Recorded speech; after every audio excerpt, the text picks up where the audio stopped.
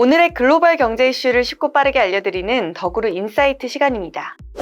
미국에서 풍력 터빈 시장이 확대되면서 한국 기업의 해저 케이블과 관련된 제품 수출이 기대되고 있습니다. 27일 코트라 미국 시카고 무역관이 낸 보고서 미국 풍력 발전 타워 시장 동향에 따르면 미국 풍력 발전 설치량이 큰 폭으로 증가합니다. 심지어 2026년부터는 수급 불균형까지 예상된다고 하네요. 미국은 왜 해상 풍력에 집중하고 있을까요? 최근 미국 정부는 기후 문제 해결을 하기 위해 적극적으로 노력하고 있는데요. 이를 대표적으로 보여주는 것이 바로 인플레이션 감축법 IRA죠. 이 IRA의 예산 절반 이상을 신재생 에너지 확대에 쓰고 있습니다. 때문에 이와 같은 미국의 방향을 따라 전 세계적으로 풍력 발전 산업이 꾸준히 커질 것으로 보이는데요. 한 에너지업계 관계자는 한국은 해양 엔지니어링 기술을 보유하고 있어 해저 케이블과 하부 구조물, WTIV선 등 제품의 강점이 있어 이들 분야에 적극 진출하면 유리하다고 말하기도 했습니다. 실제로 미국의 풍력 타워 수입은 회복 중인 가운데 한국에게 강점인 타워, 하부 구조물 등은 미국 내 수입이 지속적으로 증가하고 있죠. 지난해 미국의 주요 수입국은 한국, 캐나다, 중국 등인데요. 한국은 풍력 타워 수입 시장에서 전년 대비 118% 증가해 무려 미국의 수입 1위로 등극했습니다. 터빈 시장 규모 자체도 커지고 있는데요. 글로벌 시장 조사 기관 아이비스 월드에 따르면 올해 미국 풍력 터빈 시장 규모는 136억 달러입니다. 바이든 정부의 에너지 안보 정책 그리고 풍력 수요 증가 등에 힘입어 2028년까지 연평균 3.2%씩 성장해 2028년에는 159억 달러가 될 전망으로 보인다고 하네요. 이처럼 미국 풍력 시장이 확대되면서 풍력 발전소 개발사와 풍력 발전기 제조사, 타워 제작사의 수혜도 기대되는 가운데 한국 기업 중에서는 풍력 프로젝트 개발사인 한국전력공사, 풍력 발전 타워를 납품하는 CS 윈드 등이 눈에 띕니다.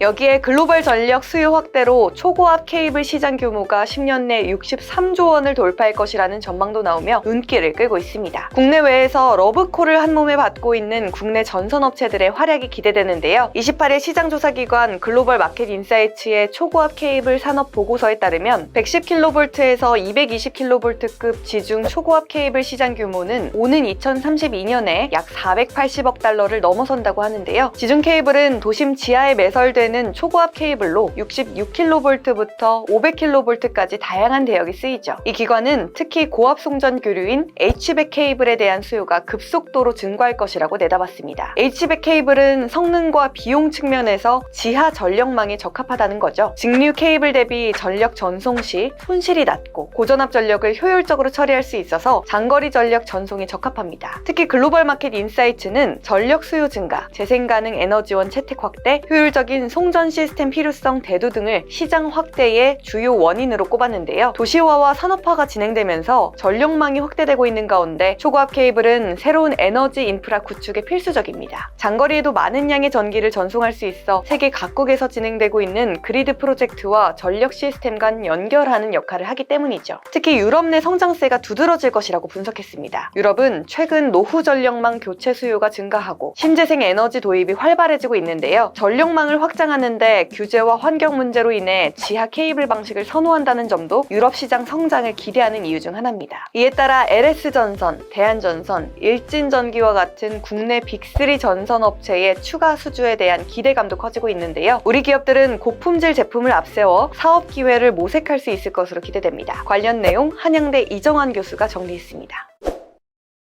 인플레이션 감축법의 가장 중요한 부분 중 하나는 신재생 에너지 관련 분야죠. 신재생 에너지 관련 분야 중에 또 두 개를 꼽자 그러면 태양광하고 해상 풍력 발전입니다. 왜냐하면 규모의 경제를 달성해야 송배전이 쉬워지고 유지 보수를 할 수가 있기 때문에 규모의 경제를 할 수 있는 것들을 추구할 수밖에 없고요. 그래서 태양광이라든지 해상 풍력 발전이 신재생 에너지의 핵심입니다. 태양광 발전에서 가장 많이 나오는 기업은 이제 하나큐셀 같은 기업들이고요. 그래서 인플레이션 감축법이 중국을 배제하고 어떻게 보자면 신재생 에너지를 발전시킬 수 있는 이런 기반을 마련하는 것이기 때문에 하나큐셀 같은 기업, 중국의 태양광 패널 발전 시설과 경쟁 관계에 있는 하나큐셀 같은 기업들이 좀 혜택을 볼 것이다라고 이야기하고 있습니다. 반면 해상 풍력 발전이 굉장히 중요한데 해상 풍력 발전을 하려 그러면 해저 케이블, 하부 구조물, 해상 풍력 설치선 등 다양한 시설들이 있어야 되고요. 이런 것들 혜택을 받을 기업들은 풍력 프로젝트 발전을 하고 있는 이제 한국전력공사라든지 해저 케이블 관련해서 LS전선이라든지 이런 기업들이 좀 혜택을 받지 않을까라고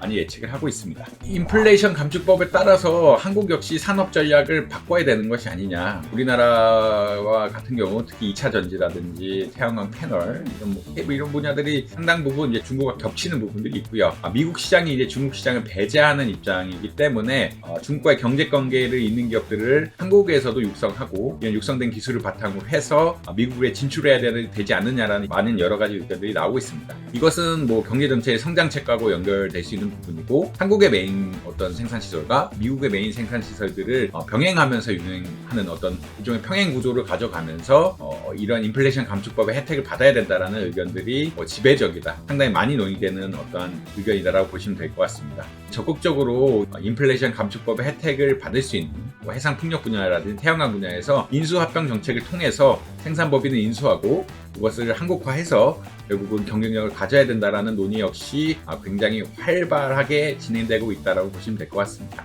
인플레이션 감축법의 혜택 기업들을 산업 정책상에서 육성을 하고 이러한 기업들이 해외 투자까지 적극적으로 유도를 하면서 우리나라에도 생산기지를 가지고 미국에도 생산기지를 가질 수 있는 어떤 평행 구조를 만들어서 혜택을 봐야 된다. 이에 따라서 이를 서포트할 수 있는 우리나라의 법안들, 산업 정책들이 많이 발전을 해야 되고요. 그 다음에 기업 역시 적극적인 해외 투자를 할 필요성이 있다라고 아마 보시면 될 것 같습니다.